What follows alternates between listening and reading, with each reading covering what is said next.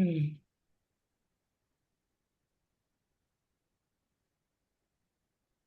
can you hear me? I can. Hi, Stephanie.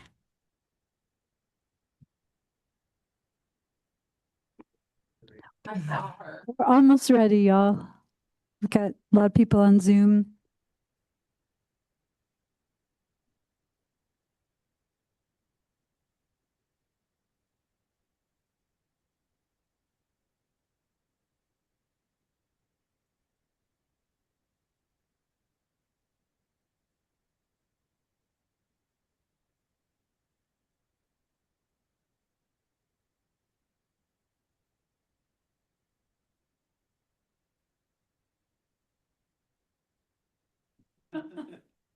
Too bad.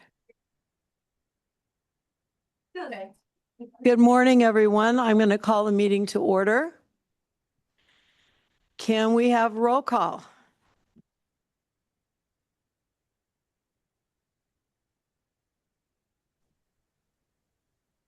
Who's going to do roll call? Stephanie? I'll get it started. Okay. Neil Sharma. Here. Susan Fowler. Here. Kim Fisher. Diane Gordon is online, so not quite here yet. And Ann Robin. Here. Okay, so the next item will be to, Kim Fisher is now here. Okay. The next item will be to approve Diane Gordon participation online. Do we need a motion? Yes. I move to approve Diane participating online. Second. Okay, all in favor? Aye. Aye. Aye. Okay. Diane, you're officially in. Thank you. Thank you. And we hope you have a good recovery. So the next item is approval of the agenda. Moved to approve. Second. All in favor? Aye. Aye. Schedules and timeline.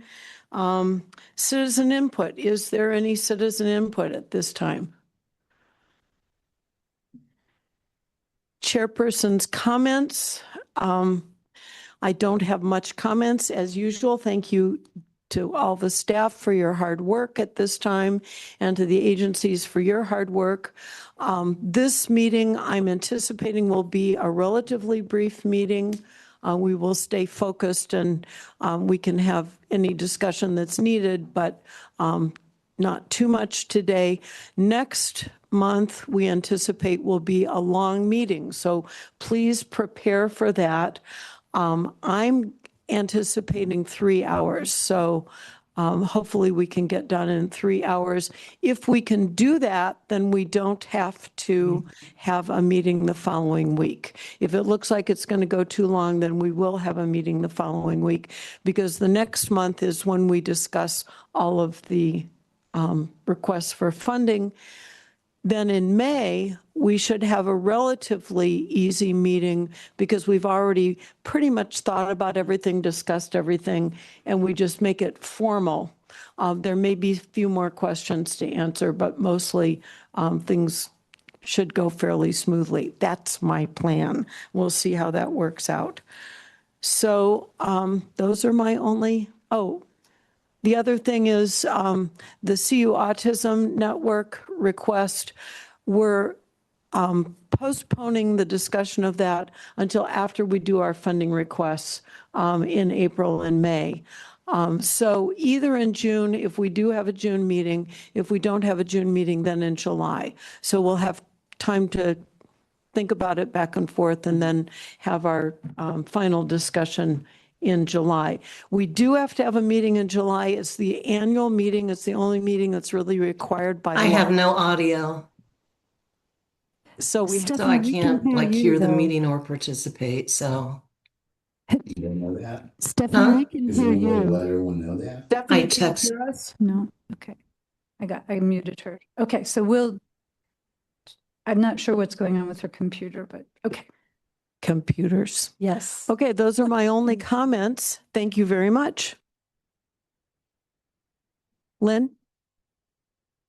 Thank you, Anne. This is good. This does need to be a fairly brief meeting, but happily we don't have a lot of business. We have some really fun discussion items, but you can always just linger over those, when you're sitting out in the sun and you just want to read, like not a screen, but like paper. Some really fun information in this packet that I was actually really excited about.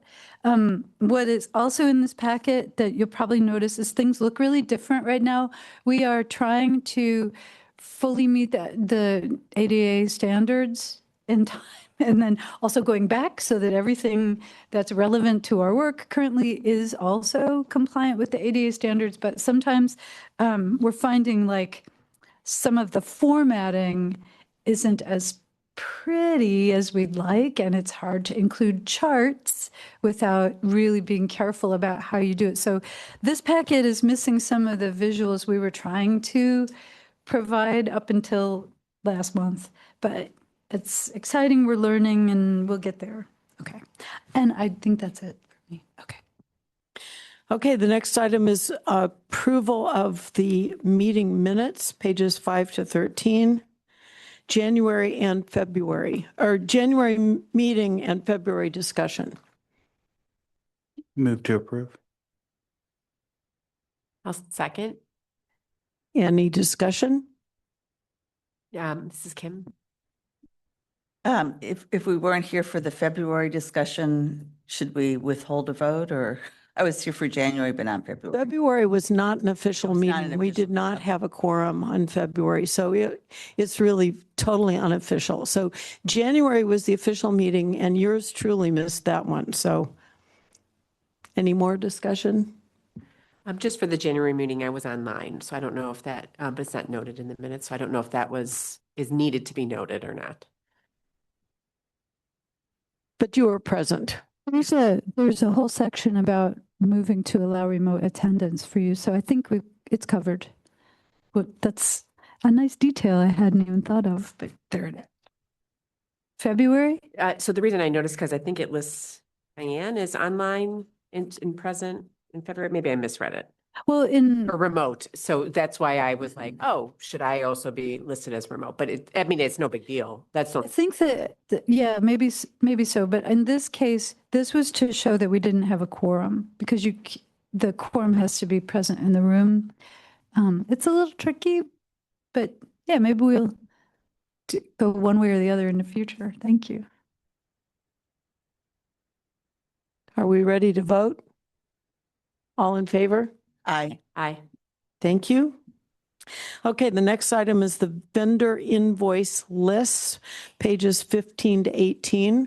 And this is a new format, and I must say that it is actually not difficult for me to read.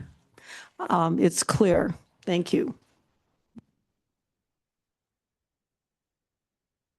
Yeah, move to approve. Second. All in favor? Aye. Aye. I'm sorry, I didn't, there's so much going on. It was Neil and Susan. Neil moved and Susan seconded and, okay, I'm sorry. And then did it a voice vote? I'll do that. Could you let people in when they ask and be admitted? right. That would help. I can do this part. Okay. Thank you. Next item is staff reports. Again, thank you very much for your reports. Any comments from the board? I feel like I attended the NACO and NACBD, however you say the meetings. So I only feel a little bad that you spent so much time possibly writing them up, but it was very informative. Thank you. Do you want to know why I do that? Sure. Because a long time ago, one of the county board chairs said, you can't spend all this money going places and not give us back something. And so I can bring you back all the pretty brochures that these organizations make, but then I'm traveling with extra stuff and I'm taking notes anyway. So it's just very long. I think the real time consuming thing is trying to summarize. I'm just so bad at it. So if you can handle 48 pages once a year, Whatever makes you happy. So this is Kim. Lynn, I don't remember you reporting meeting with Durbin and Duckworth before. Have you done that? Like that was, I mean, I remember these reports. So the legislative conference or whatever, it was depressed. Like it was very sad. Like a lot of that information was sad, especially like the hospital closing stuff. I mean, it just seems like we're on a cliff. We are. Yeah, that is just, I mean, and this was, you wrote this a while ago, February, right? And so like a lot of the things that are coming up like just now, I think is really, um, ugh, like heart-wrenching.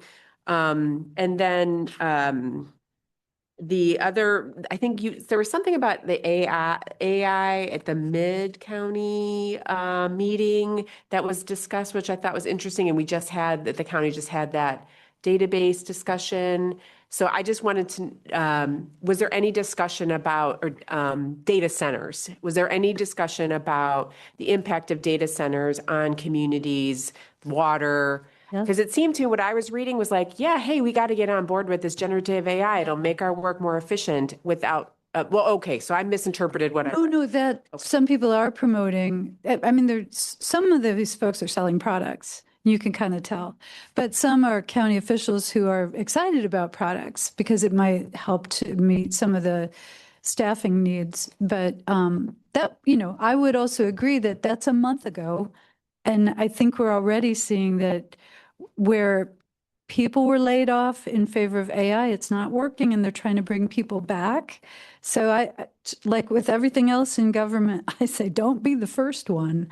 But at nearly every NACO session, they talked about AI and data centers and cybersecurity. At only one did they talk about ADA compliance, and everyone was kind of like, oh yeah, that's a big deal. But like they didn't want to talk about it. They're excited about AI because it might help. They're excited about data centers, which might give short-term revenue relief. There's a quite good friend of mine who I've served on the health committee with for about 12 years, is the chair of the county board in Loudoun County, Virginia. And she said during that mid-sized meeting, she said, before you do a data center, talk to me, because we went first. We have more data centers than any other county in the country. We know what to do and what not to do. So at 4 a.m, I sent an introductory email between her and the director of planning and zoning, because I mean, he's got to have these conversations now. So anyway, yeah, her warning is like, if they're not done, we'll have rolling blackouts. So somebody's got to do them. But how do you do them without destroying your community? So I'm glad you brought that up. Since we have a little time for discussion, I want to direct your attention to page 27. This one caught my eye. In support of ensuring parents' rights in health decisions, including vaccine requirements. I had to read this about 3 times before I could really figure out what was going on, because it's got all this newspeak in it. And there's all these code words like parents' rights. But when you see that, you go, okay, what's going on? This was, Lynn, you want to just speak to this real briefly? We talked about it the other day. I can't, I got to practice being brief. I'm going to have to get some kind of training program. I didn't really know what was going on here. People were really hot. This is the only proposal that didn't pass out of committee. Yeah. And this is, yeah. See, that caught my eye too. People were mad, and they were mad from both directions. Yeah. But it was 2 directions. It was public health officials saying, please no. And I think she was from Hawaii, maybe?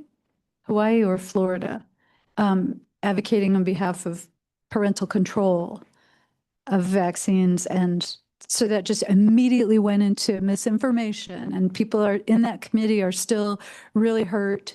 by misinformation around COVID vaccinations. And now the new Secretary of Health and Human Services is also raising fears about vaccines that we thought were long ago put to bed. So this one got people going, and the conversation didn't make sense, and I didn't let the notes really make sense either. I'm sorry about that. Yeah. That was not what I meant in my comment. There's so much newspeak. If you say something like, this is about parental control, it's like, well, what's wrong with that? Okay, now we have to dig a little bit deeper. So I think my comment is, when you read things, you have to dig deeper and say, oh, that sounds like a good thing. Like AI data centers, sounds like it's going to make our jobs easier. Sounds like a good thing. Dig deeper, find out more information. And I thought this was a good example of a brief summary, actually. Lynn, it was not long to read. It was just hard to read because it's like, okay, what are they saying here? But what they're saying is not requiring vaccinations. And this body said, yes, we want to continue requiring vaccinations because it's for the public good. Yeah. So anyway, I just thought that was interesting. It's not DD specific, but our DD population is very vulnerable. So we should be paying attention to this. It's interesting. We talked about this in the Public Health Board yesterday. And how it is connected, I would say, to DD is a lot of the fears apparently are concerns about their child developing autism. So that kind of misinformation, yeah. Well, and that is a very definite connection. That is the fear, which has been completely debunked for decades now, but old ideas don't die, evidently. And also dehumanizes autistic people. Yeah. Yeah, that they shouldn't exist. Yeah, it enforces the stigma against people living with autism and families with family members that have autism, as if it's a preventable condition. If you just hadn't vaccinated your child would not be needing these social services, which is very harmful. So we'll put that in the public record. Yes. There's also, there's a theme across almost all these sessions, like they're all different topics, but just there is a return to dehumanizing people and blaming them for and blaming them for things that clearly are the system failing. And the new narrative is to point to fraud. So I'm sure you're hearing that. So it's all over the place. So I think the one thing that we can do about that, and that most of us know how to do, is to work on challenging the stigma. Like we've got a lot of experience with that, to keep that going. Just one more thing. I just want to reiterate what Susan said. I mean, the whole packet was great as usual. So thank you to everyone. And just like, it did take me a while to get through this, but it was well worth it because it just gave me a real nice picture of all the different workings of what's happening. So thank you very much. Yeah. I think also, so you noticed the meeting with the senators, Duckworth and Durbin, and he was the last to leave the room, and I was the last to leave the room. And he said, I'm going to be in Champaign on Friday. And I said, for the Michigan game. And I said, Muck Michigan. It just came out of my mouth. So I didn't leave that in the notes, but, and one time I spilled coffee on the Obama White House floor. So I've got Washington is dangerous.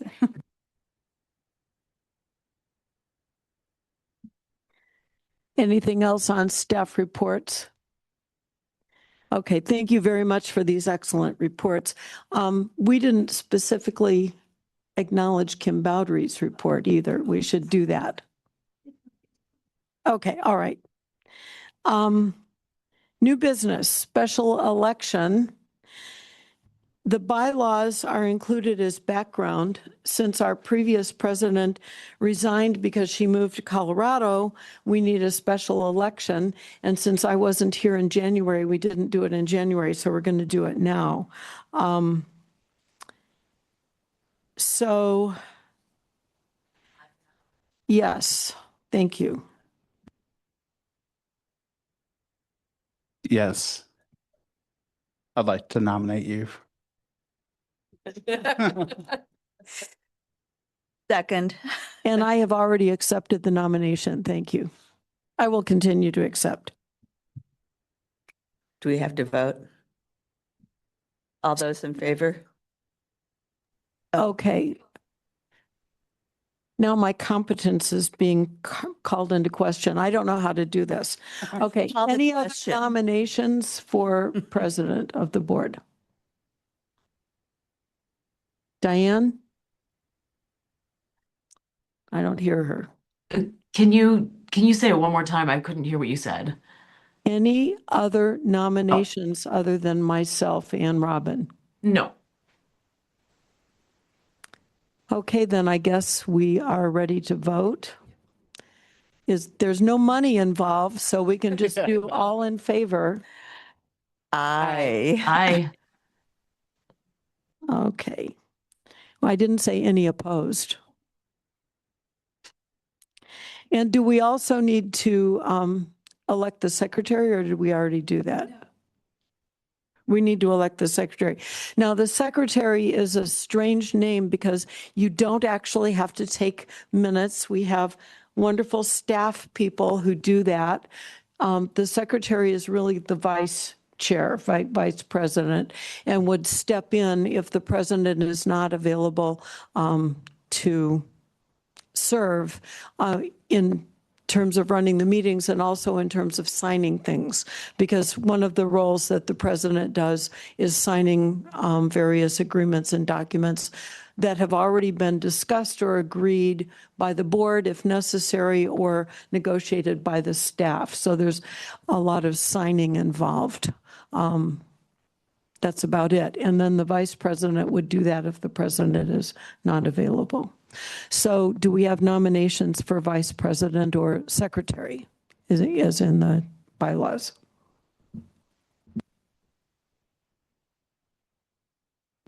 I would like to nominate Neil Sharma.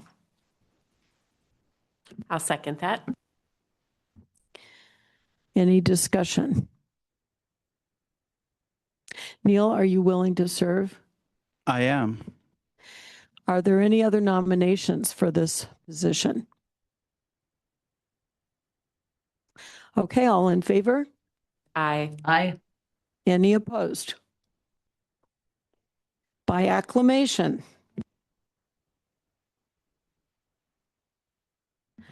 Good job. So I think that is really all of the action items for this meeting, and the rest of it is all good discussion. We have the applications for program year 2027, program year 2025 service activity data. I personally miss those charts, but hey, whatever. Any comments about either one of those? I want to draw the board's attention to page 71, which is our assignments for which programs we are going to be responsible for. If your initials are first, that means you're the primary reviewer. If your initials are second, you're the secondary reviewer. It is perfectly okay for two board members to talk to each other, either in person, on the phone, or by email. We cannot have 3 or more board members having a discussion outside of this meeting because that violates the Open Meetings Act. But the two reviewers, it's perfectly okay to ask each other questions, make comments, and come to a consensus so that one of you can then present what you're going to present. Typically, when we go through these reviews, we are fairly concise in terms of how we discuss the programs, but hit the high points.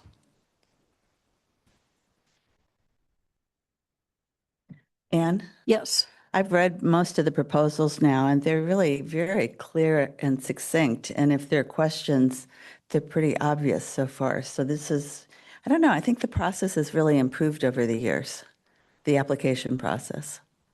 And I want to thank you for that because you were very much involved in getting this system together, because I was involved in it before you reorganized it, and it was kind of a nightmare, and this is really good. And I just have a quick question. Do you anticipate, should we like target a certain amount of time for when we're like kind of leading a discussion about a proposal? Well, I don't want to, put a limit on you, but 3 minutes, maybe. I mean, you can make it, you can hit the high points in that amount of time and then have more discussion if needed. But you don't need to repeat things that everybody already kind of knows. Okay, just because Diane hasn't done it before, just so. Although it is on the public record, so the things that need to be on the public record, it's good to have them in there.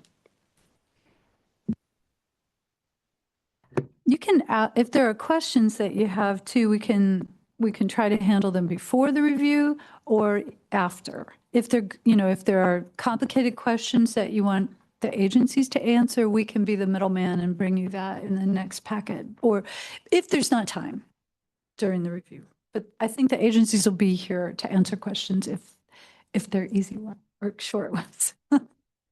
I don't want to make it sound like I'm trying to be, the time monster and, keep everything short, because we do want to have substantive discussion.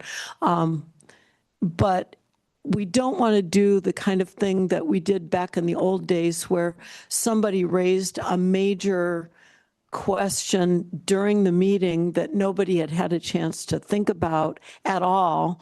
And then it was a big kerfuffle.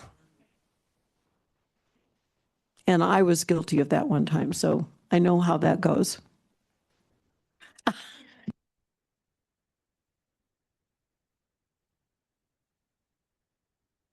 I want to add that I think that it's appropriate for the process to change as the times change and the board members change and the agencies too. Like we can't, maybe next year we can't do things the same way for other reasons, but I think it's good when we keep tweaking it.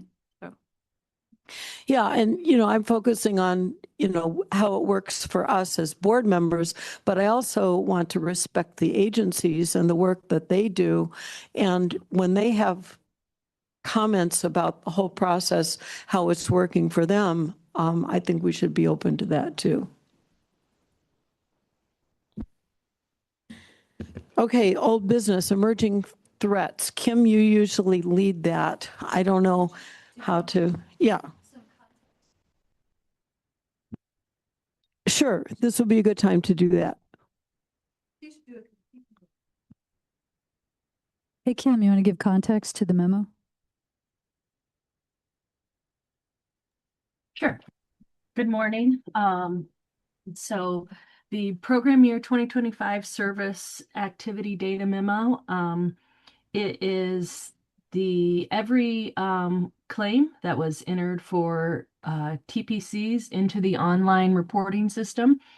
So at the end of each program year, I pull down all of the claims and sort those by program, by agency, by program, by client, and then I am able to provide you all with an overview of how each program served clients during that specific program year.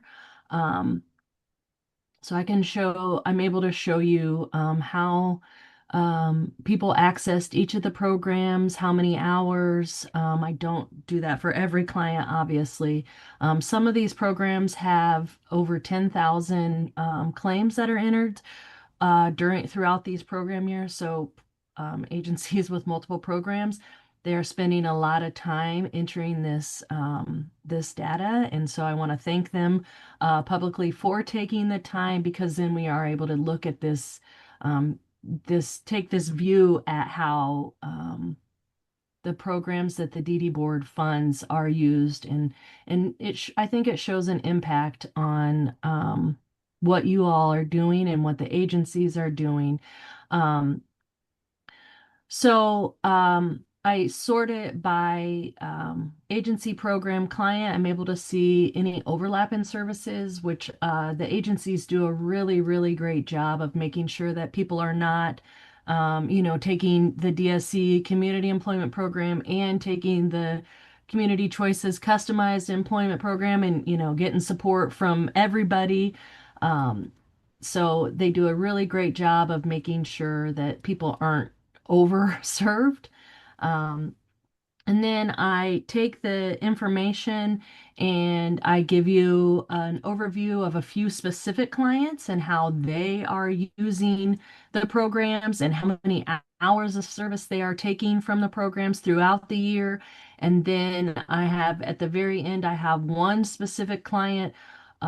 Since we began entering these claims, or since the agencies began entering these claims, and it shows how this person has used the services from the beginning of the claim system or the beginning of the claim system. So, and you can see how their services have changed. And this is a person who is getting a little bit older. So you see, some programs they've gotten a few less hours in, and then some programs using those programs a little bit more.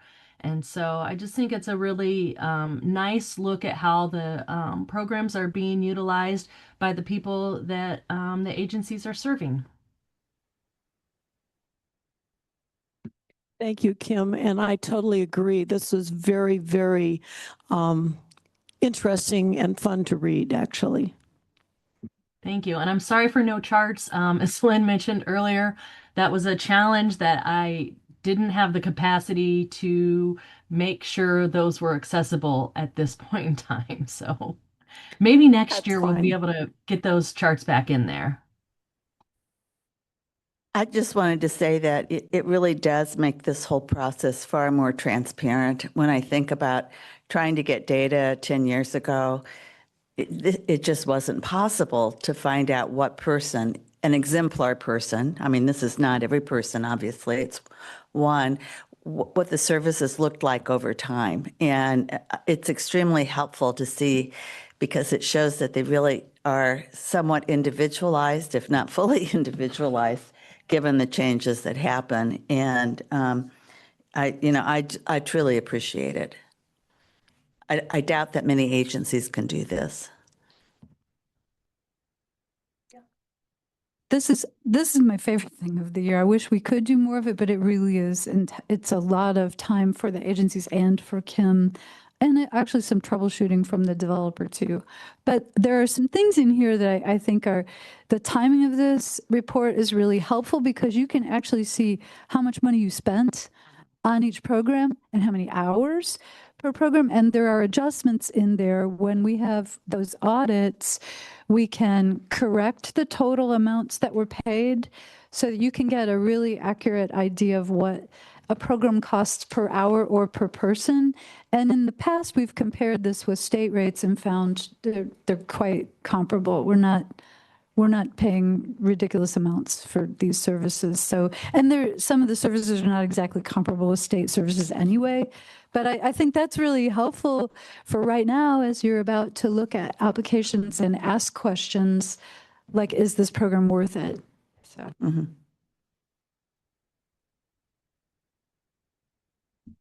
Any other comments about this report? Thank you for this. This is very good.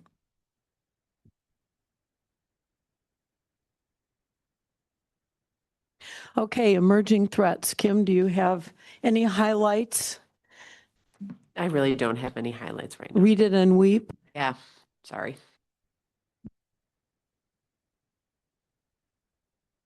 Input from people with IDD. Anybody want to come forward today? Engage Illinois update. In the form of a memo. Oh, we do. Okay, we have a memo. 2 pages. So it's quick. The last 2 pages. Yeah. 97, 98. Directing your attention to pages 97 and 98. The literal end of the packet. At the very end of the packet. please direct your attention there.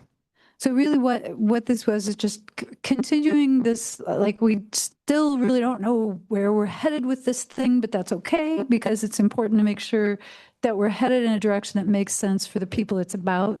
So we did get some feedback from advocates at 2 agencies, at both DSC and Community Choices, who tend to be the people that come and talk to you in September, just about what they feel ready for and what they think of these ideas. And it wasn't like, love it, it's perfect. It was more like, yeah, we can work with some of this. So, our next steps, I think, would just be, and obviously like right now, y'all are quite preoccupied with application review, but next steps could be to just show up at a county board meeting. We know the times of their meetings and when they want materials. If there's somebody who's interested in doing that with one of us, we could go together and just say, hi, this is what we're working on. This is what we think is important. But getting more input from folks will also help us shape the message. So just wanted to let you know where we're at. Anyway. Thank you for that. So Lynn, I would love to partner with you and whoever on this project, so.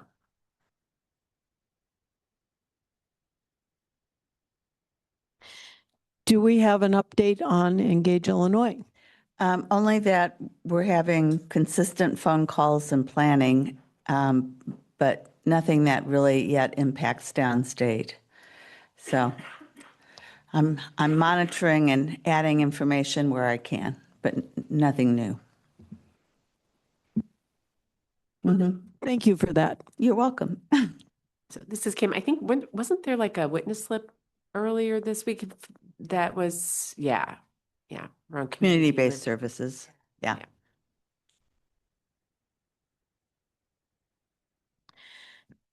Disability Resource Expo and AIR updates.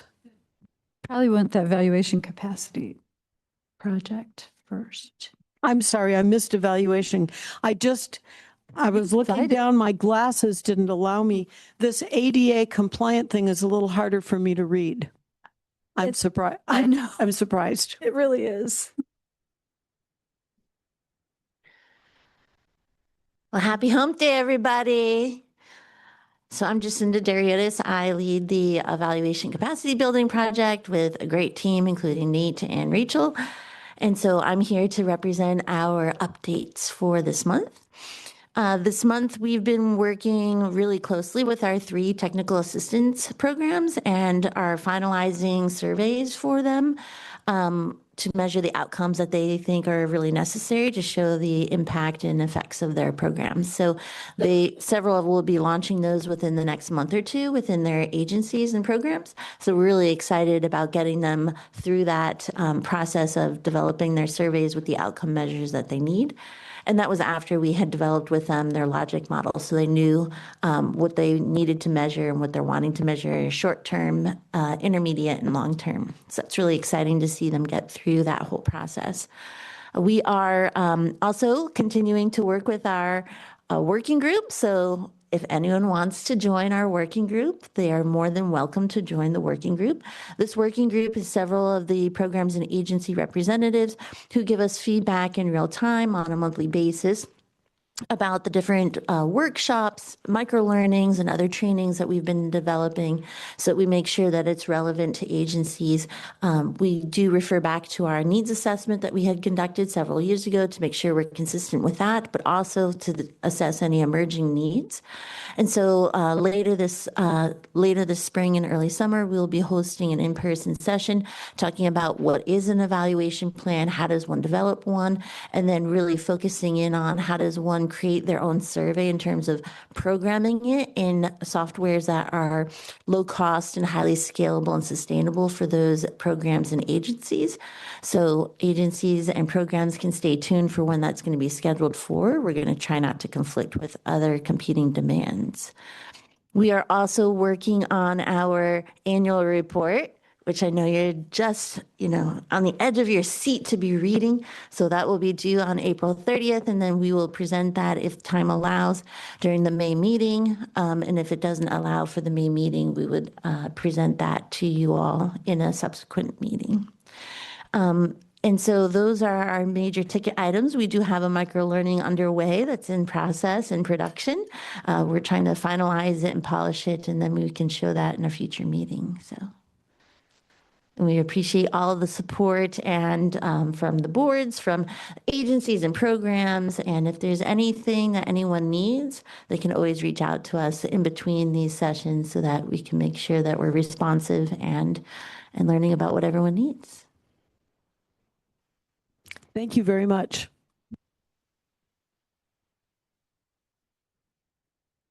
All right, if I'm reading this correctly, Disability Resource Expo and AI are updates. Lynn? So we had an expo planning group, this very small group yesterday. And Jacinda took notes. Thank you, Jacinda. And the first thing I think we need to do is develop a message to share with you all and with the public and the steering committee and the volunteers and the exhibitors of just where we're at right now, and just to let them know that this is a year of reflection. And we talked a lot about one of the people in that group last time we met had a lot of ideas for smaller scale events that he thought would be meaningful and doable. And so we kind of picked up from that and had some fun brainstorming around that. But so maybe even in spring of 2027, we tend to avoid spring, but we won't need to avoid spring next year because next year we won't have an Ebert Fest. And now I'm shifting into the Alliance for Inclusion and Respect update. That group has typically been really focused on the Ebert Fest because we get a very high profile art show out of it, and also a lot of opportunity to advertise, like the anti-stigma messaging and some of the partners who've been part of that. And then there's some momentum after that too. So this will be the last one. And for this last one, I went through and I'm just deleting inactive members and inviting people who maybe are closer to the message of anti-stigma to be part of it, just for the one last blast. So it's been kind of fun, kind of rethinking it just for this one time. But the films and the art shows will be April 17 and 18. Kind of horrible timing for some of our artists who are actually selling their work in the community, and they have a big show the week before. So that's good. People don't maybe need our art show all the time. They got their own, so yay. Anyway, that's it. I mean, I could talk longer, but there's other stuff to talk about. Thank you, Lynn. Okay, successes and other agency information.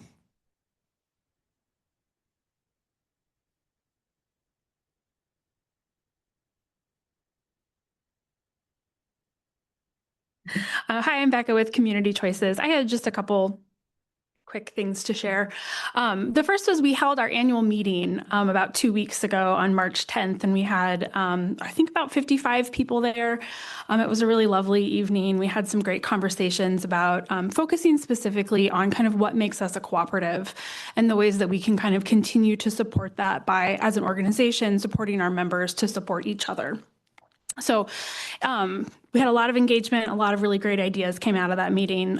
It's something we look forward to every year, it went really well. The other thing I just wanted to talk about was the Speak Out group that we've been hosting in addition to our human rights and advocacy group. This is more of a drop-in, lunch, sort of more informal advocacy group. And I just wanted to share that next month they kind of chose what kind of topics do we want to talk about? And they chose invasive species. And so I just thought that was really interesting and lovely kind of reminder that people with disabilities care about all sorts of different issues and not necessarily just things that affect them because they are somebody who experiences a disability. And so they're going to be, talking about how to get rid of honeysuckle and things, which I thought was just really great. Anyway, I just wanted to share that. Thank you.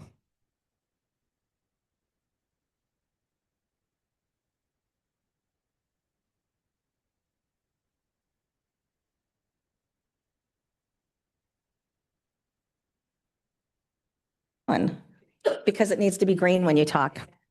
So red means stop. So you can cut me off if you want to. So anyway, I'm Patty at DSC. Thank you. A couple of things I wanted to mention is earlier, the advocates have been really busy at DSC as well. The Spread the Word campaign was earlier this month. They had tables set up at Salt and Light, and there were several people there to really talk about language, as that's become kind of a hot topic again in the last year and a half or so. With some backward steps. And so there were about 30 people that happened upon the table that took the pledge. And that was a really successful event where they had some great interaction with others. They've also spoken to a high school class. The first week in April, they'll be talking to a class at the U of I. And then in early May, there's a handful of people that are scheduled to attend the They Deserve More Day in Springfield with some staff support. So I do want to highlight that one of the things that this board does is allow for us to pay advocates when they go on speaking engagements, which is to me really important and shows the inclusion and equity. And it's that doesn't necessarily increase interests, but they're being paid for what they're doing, and that's really important. The other thing is just a reminder that April 10th through the 12th, the Crow is one of the host sites for the Boneyard Arts Festival. So if you've not happened upon the Crow, it's a great venue. It's a wonderful day or weekend to appreciate art from around the community. And then just a success story. I have a few people that are attending another training today and so aren't here to speak to it, but we have a gentleman that recently was living in an unsafe environment. He was in his own apartment. He was concerned. Mom was concerned. We considered it an emergency placement based on the circumstances he was living in. So he has recently moved into another apartment with support from the community living program. He also has a job, so he's now getting services through community employment. But one of the things that he was experiencing was, in addition to the safety concerns, was some isolation, which is often happens when people are living on their own. So now kind of working with our resource coordinator, which is funded through our clinical program too, by DDB, just to get that kind of relationship building and friendship. So that what became like one need has turned into kind of a wraparound of services. And that's, really due to your support and several programs that are kind of having an impact on his life. So it's been a fun one to kind of see him grow and evolve in just a few short months. So I thought that was worth sharing today. So thank you. Thank you.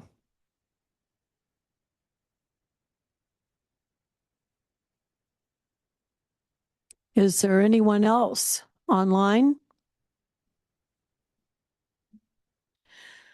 Okay, County Board input, anything? Sure, just a quick update from me. In our last meeting, we talked about finally starting to implement WCAG website accessibility guidelines.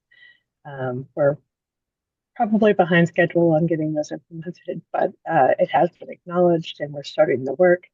I also wanted to say that I really like the layout of the packet for the meeting, and I'm going to see if there's anything I can do about starting to get county board agendas also in an accessible format, because this looks great.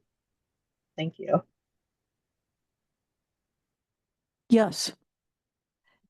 Maybe, Jenny, Lakshan, I don't know if you have any power over this, but I love the people upstairs who work on this stuff for you. If they wanted to work on it together, it'd be fun for me. So anyway. Yeah, I will. I'll talk to Megan and see if there's anything we can get started.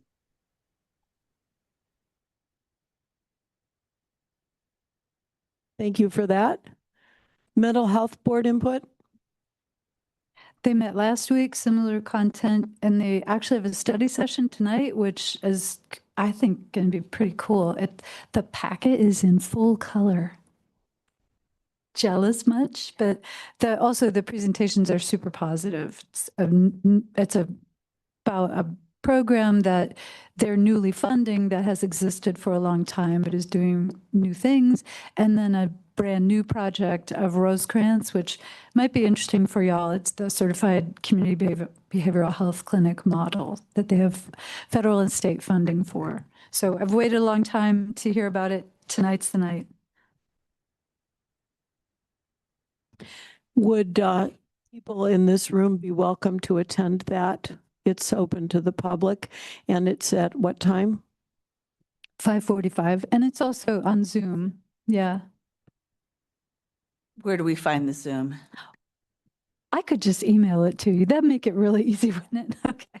Lynn, would you please email the Zoom link to our board? Thank you. I would be interested in that.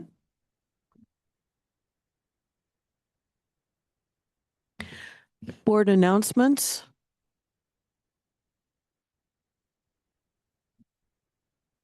Okay, then I think we're ready for our trek to the closed session. So this meeting is essentially, as far as the public part is over. We're going to go into closed session to deal with some minutes from previous closed sessions.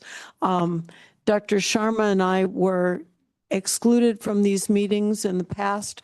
I'm told by Lynn that we are no longer excluded. We are allowed to participate.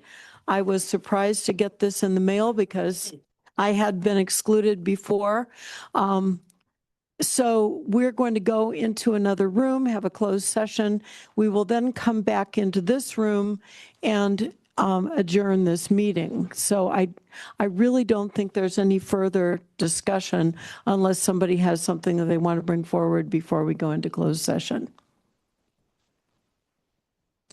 Well, I thank you all for your participation today, and especially thank you to the agencies for your excellent work, not only taking care of the clients, which of course you do, but helping us to understand in a numerical way and in a personal way the work that you do.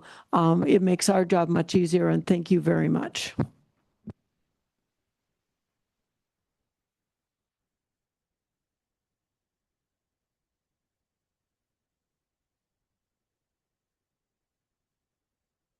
Gosh, I turned it off when I meant to turn it on. At the bottom of page 3 on your agenda, there's a motion. Kim Bowdry's not here, so you don't need to name her. So if someone wants to make that motion and then someone else seconds, then we'll do a roll call. And then we'll go into the closed session, and then I'll tell you what we do in there. I move that we go into closed session. Second. Could you read all the legal stuff there? I move that we enter into closed session for a semi-annual closed session minutes review pursuant to 5 ILCS 120-2C21. The following individuals will join this closed session: members of the Champaign County Developmental Disability Board and Executive Director Canfield. Yeah. Second, sorry. And we have to have a roll call to go into closed session? Yeah, and Diane is still with us, but she can't go into closed session, but she can vote on this. So I'll start. Neil Sharma, Yes. Kim Fisher, Yes. Susan Fowler, Yes. Diane Gordon, Yes. Ann Robin. Yes. Okay, we are leaving this room, going to the Putman room next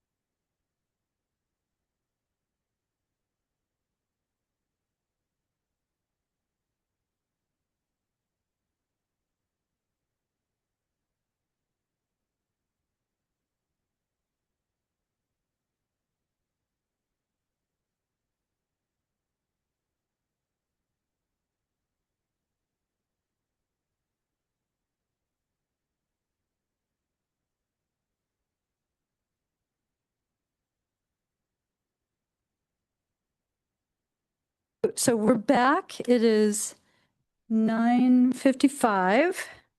We're back in the Shields Carter Room, and I think we need a motion to call this meeting back to order. I so moved. Kim. Second. All in favor? Aye.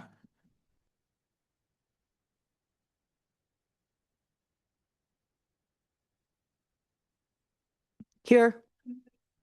Here. Here. Here.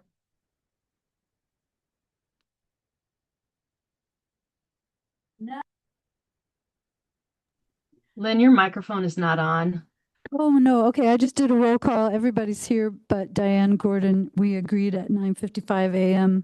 Kim Fisher moved, Neil Sharma seconded that we reopen this meeting, and I did the roll call. And now we're ready for more action.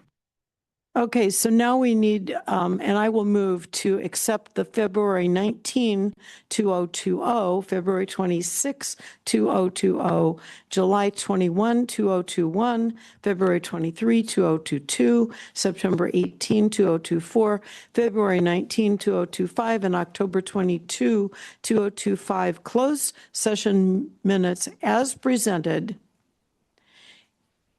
and to open them to the public record. I second. Do we need a roll call or can we just vote? I'm not sure, but let's do roll call just in case. Okay, So I'm not sure if it's voice vote or roll call, but okay. abundance of caution. Okay. Kim Fisher seconded. All right, roll call. Ann Robin, Yes. Kim Fisher, Yes. Neil Sharma, Yes. Susan Fowler, Yes. and Diane Gordon is gone. Okay. The motion passes. All right. I think that is all of the public meeting. Other than I want to publicly thank the Boots. And Lynn, would you please state their full names for the public record? That's Allison Boot and Dylan Boot. Allison and Dylan Boot for their longtime excellent service with the Developmental Disability Expo. They did a fabulous job. It's a thankless job, and I want to thank them publicly for doing this. And can we send them a letter of recognition from the board? Yeah. Okay. Something really nice. Frameable, possibly. I don't know. They deserve something. Okay. Let's think about that. Yeah, I love that. Okay. Discretion of the staff as to what to send them. You've got a certain amount of money that you can spend without us approving it. Literally for this kind of thing. Yes, we can do that. Any further discussion about that? Acclamation? Just thank you for, yeah, thank you. And That's cool. Okay, got it.